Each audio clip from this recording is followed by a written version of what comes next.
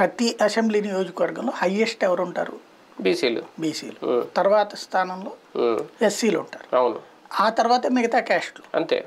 ఎక్కడో ఒక 2-3 ఒక 10 నియోజకవర్గాల్లో ఏమన్నా వేరే క్యాస్టులు ఉండొచ్చేమో కానీ ఓసీల్లో మిగతా అంతా కూడా అదే ఉంటుంది.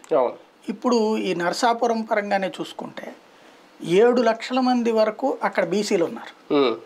కానీ 1,60,000 1,80,000 ఉన్నటువంటి కాపును వీళ్ళకే వస్తున్నాయి, రాజులకే సీట్లు. అది చేంజింగ్. ఇప్పుడు ఫర్ ఎగ్జాంపుల్ మైలవరం ఉంది, ఎప్పటి నుంచినో అది బీసీలు అత్యధికంగా ఉన్నటువంటి నియోజకవర్గం. ఒకప్పుడు జ్యేష్ఠ రమేష్ అని చెప్పేసి గెలిచాడు తను.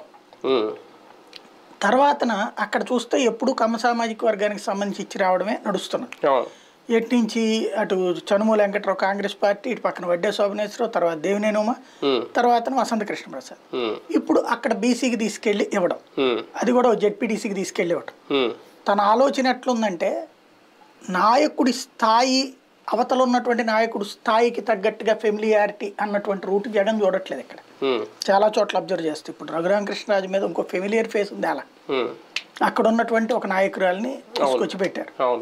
అట్లాగే ఇప్పుడు వసంత కృష్ణ ప్రసాద్ మీద అంతే ఫెమిలియర్ ఫేస్ కదా, అక్కడ ఉన్న జెడ్పీటీసీ.